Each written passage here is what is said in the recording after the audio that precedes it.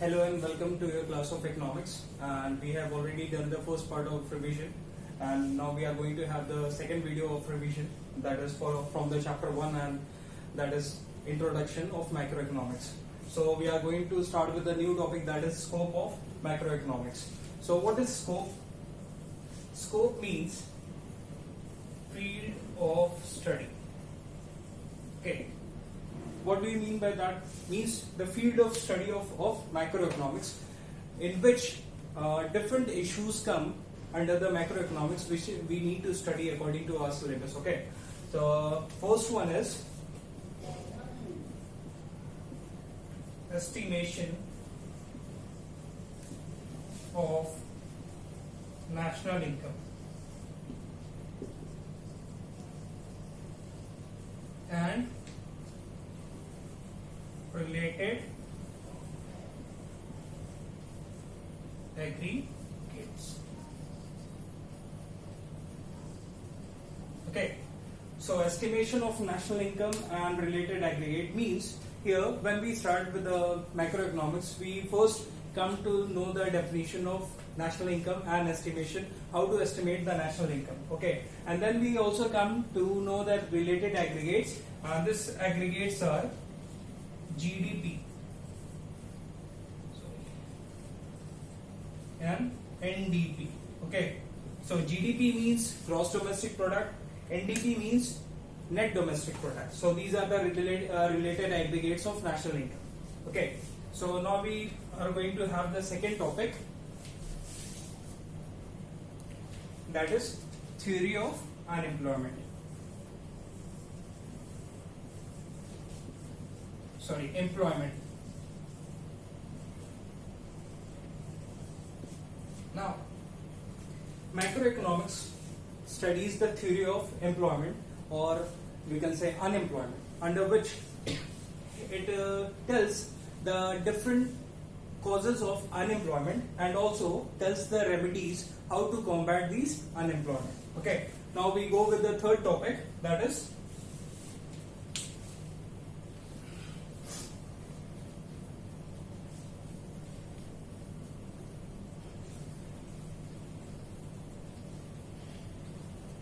that third topic is theory of money. Okay,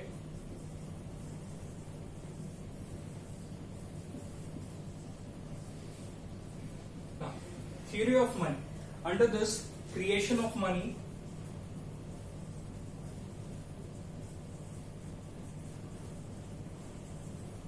and credit creation. Now, creation of money or creation of credit, that is performed by the commercial bank of the country, by commercial bank.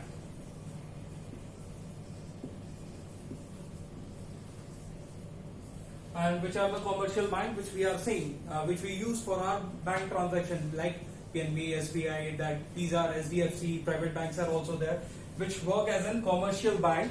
And here central bank, central bank, which is called as central bank, that is RBI. Okay, Reserve Bank of India. And what RBI does, it controls or regulate the money flow in the economy. Okay, controls, or we can say regulate money supply in economy.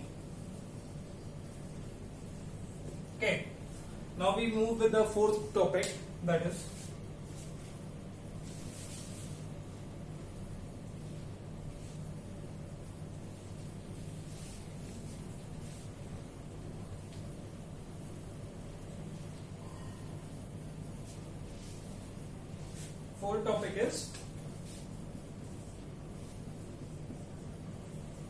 theory of general price level, that is inflation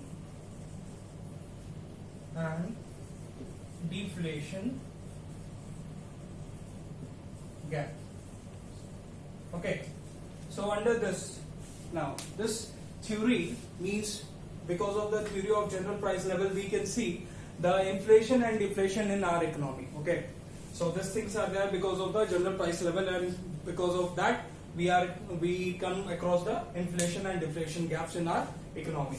Then now we talk about the fifth point, that is role of the government budget. Okay, role of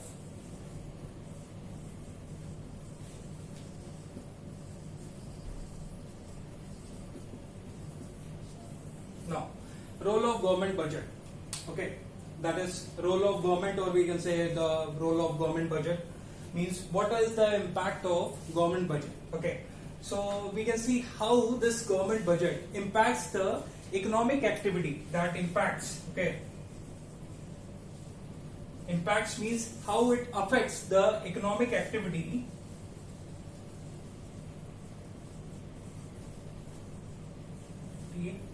in economy. So we can see that different economic activities is affected due to the government budget in our economy. Okay, then we talk about the sixth point, that is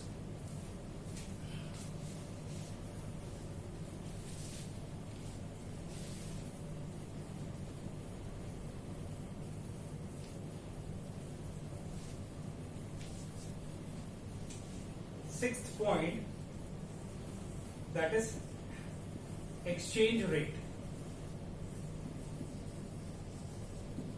and balance of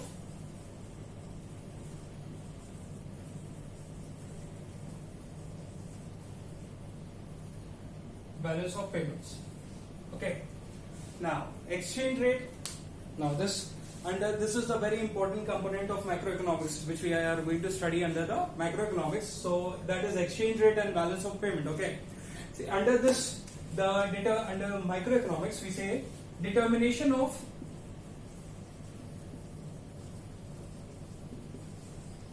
exchange rate is there. Okay, exchange rate is done, and how to manage it